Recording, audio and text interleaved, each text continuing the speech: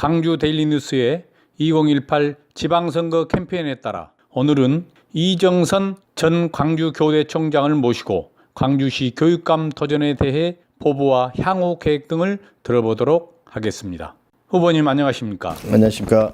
광주시 교육감에 출마하시게 된 동기가 있을 텐데요. 한 말씀 해주시죠. 예, 한마디로 광주 교육을 새롭게 바꾸어서 변화시키라고 하는 시민들의 열망에 부응하기 위해서입니다.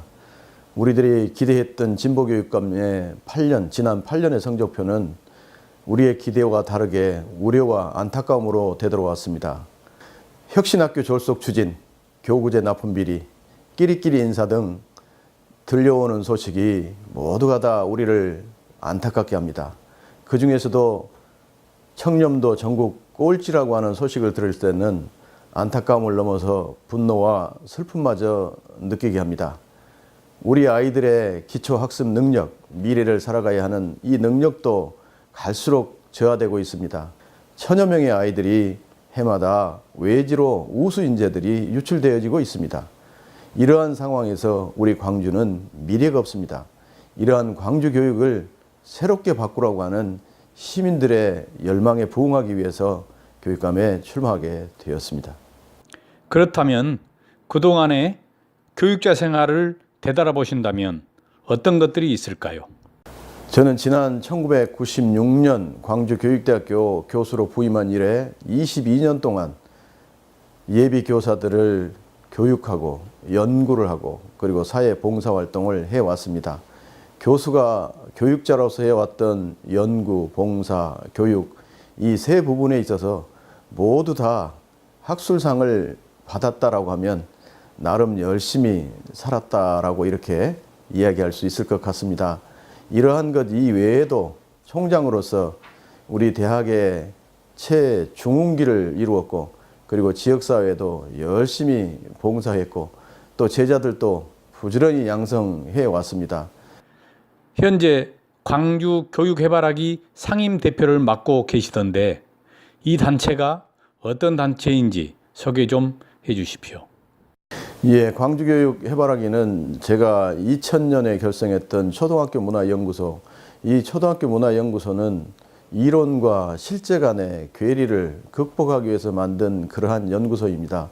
주로 초등학교 선생님들과 함께 20여 년 동안 연구 활동을 해오다가 최근 1여 년 전부터 광주교육 해바라기라고 하는 이름으로 바꾸고 지금까지 주로 이론 중심의 연구를 현장에 나가서 실천 중심의 연구로 바꾸면서 이름을 그렇게 붙이게 되었습니다.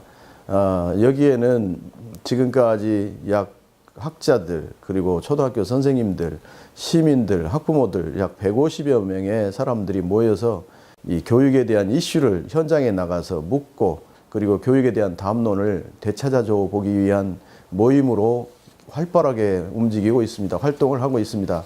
이것을 통해서 우리 지역의 교육 문제가 무엇인지 그리고 그 문제들을 어떻게 해결할 것인지에 대한 대중들의 시민들의 담론을 이렇게 모아내는데 중요한 구심점 역할을 했다 이렇게 생각합니다. 후보님에 져서 이정선 단 한 명의 아이도 포기하지 않겠습니다.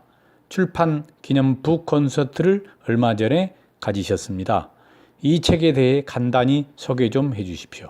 예, 소중한 우리 아이들을 단 한 명도 포기하지 않겠습니다 라고 하는 이 슬로건은 제가 평소에 가지고 있는 교육 철학을 가치관을 반영한 것입니다. 그리고 모든 아이들은 다 각자마다의 재능과 소질과 능력을 타고났습니다. 이러한 아이들에게 한 명 한 명에게 맞춤형 성공 방정식을 써줌으로써 현재의 행복뿐만 아니라 미래의 행복까지도 책임져 주는 것이 학교 교육입니다.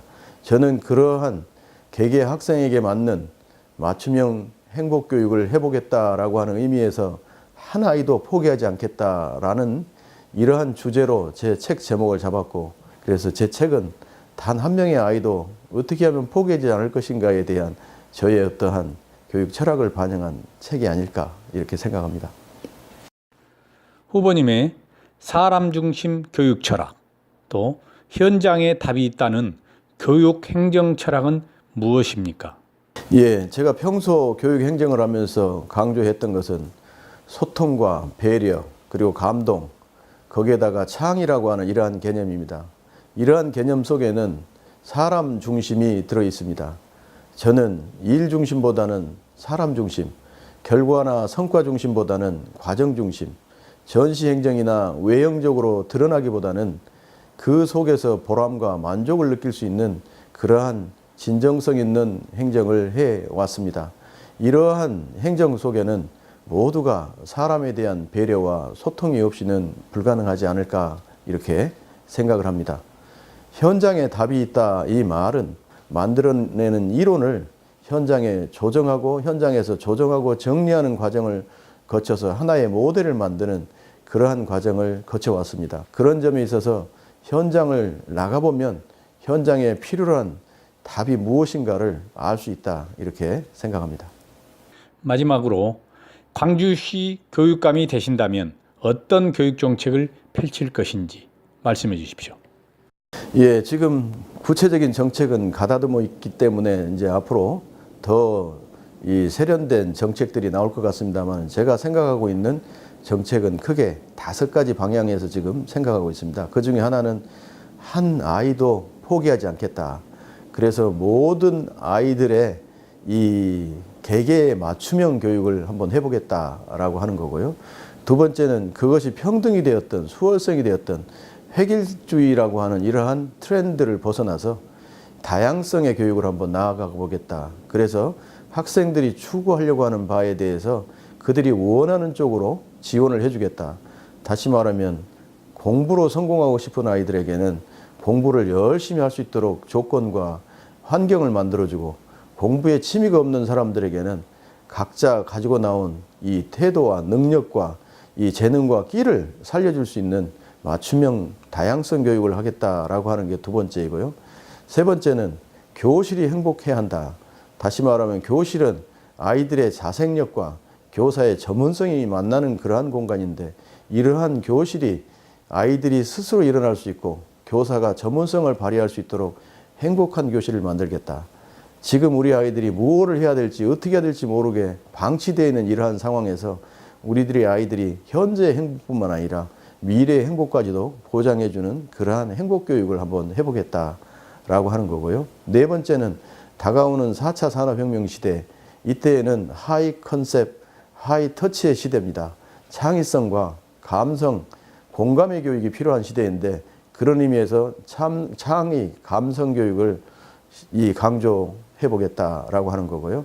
마지막으로 소통과 배려를 통해서 구성원 모두가 감동을 하는 그러한 교육 행정을 펼쳐서 명실공히 광주가 청렴도 전국 1위를 달성할 수 있도록 하는 행정을 한번 펼쳐보겠다라고 하는 이러한 5가지 큰 틀을 가지고 구체적으로 정책을 가다듬고 있습니다.